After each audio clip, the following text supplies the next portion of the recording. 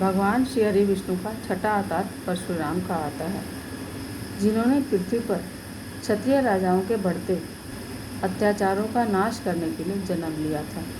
कहते हैं कि परशुराम का जन्म महर्षि जमदग्नि और उनकी पत्नी रेणुका के यहाँ पर देवराज इंद्र के वरदान से हुआ था।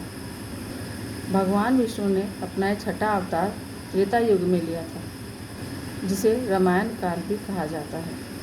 पौराणिक कथाओं के अनुसार जब ब्राह्मण जमदग्नि ने पुत्रेष्टि यज्ञ का आयोजन किया था, तभी इस यज्ञ से संतुष्ट होकर इंद्र ने ऋषि भार्या को यह वरदान दिया था कि उसके गर्भ से स्वयं परमात्मा तत्व का आविर्भाव होगा। कालांतर में वैसा ही हुआ और रेणुका के गर्भ से श्रीहरि विष्णु ने परशुराम के रूप में अवतार लिया। उनका मूल नाम राम ही था, परंतु उनसे प्रसन्न होकर भगवान महादेव ने उन्हें परशु दिया था। तब से उनका नाम परशुराम पड़ गया था।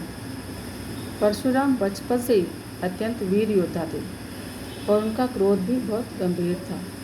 उनकी प्रारंभिक शिक्षा ऋषि विश्वामित्र और ऋचिक के पास हुई थी, मगर उन्हें वैष्णव मंत्र महर्षि कश्यप ने प्रदान किया था।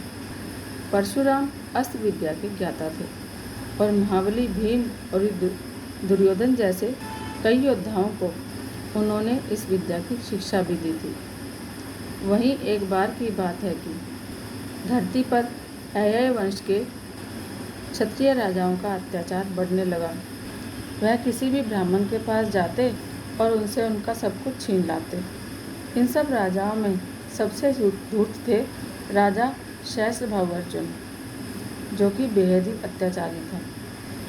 एक बार राजा सहस्त्रभाव जमदग्नि ऋषि के आश्रम पर पहुँचे और वहाँ के सभी पेड़ पौधों को नष्ट करते हुए उनकी गाय हड़प ली। जब इस बात का पता परशुराम को चला तो क्रोध में आकर उन्होंने राजाओं का वध कर दिया। फिर क्या था?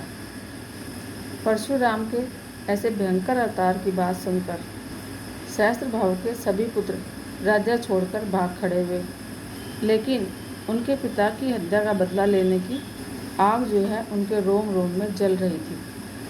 कुछ समय बाद एक दिन परशुराम अपने बाकी भाइयों के साथ आश्रम से बाहर गए हुए थे।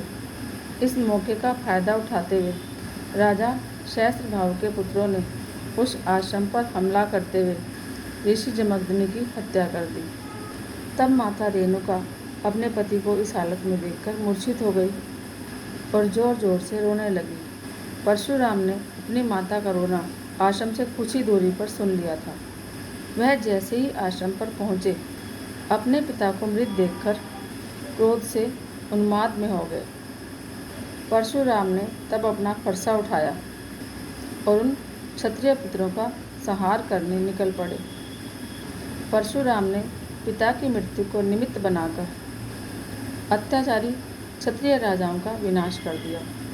इस प्रकार भृगुकुल में अवतार लेकर प्रभु ने पृथ्वी का बोझ बन चुके अत्याचारी राजाओं का 21 बार संहार किया था।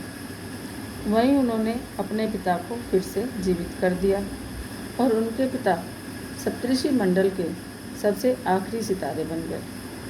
आगे चलकर परशुराम ने ऋषि अत्रि की पत्नी अनसुईया, अगस्त्य की पत्नी लोपामुद्रा और अपने शिष्य अकृतवन के सहयोग से एक विशाल नारी जागृति अभियान का संचालन भी किया। इसके अलावा शिव पंचत्वरिंशन स्तोत्र का सृजन भी भगवान परशुराम ने ही किया था। भगवान श्री हरि का अविशावतार भगवान परशुराम को माना जाता है। परशुराम से संबंधित एक और कथा तब की है जब भगवान अपने आराध्य देव महादेव के दर्शन करने कैलाश पहुँचे थे। वहाँ पहुँचते ही उनका साक्षात पार्थिव पुत्र श्री गणेश से हुआ, जिन्होंने परशुराम को अंदर जाने से रोक दिया था।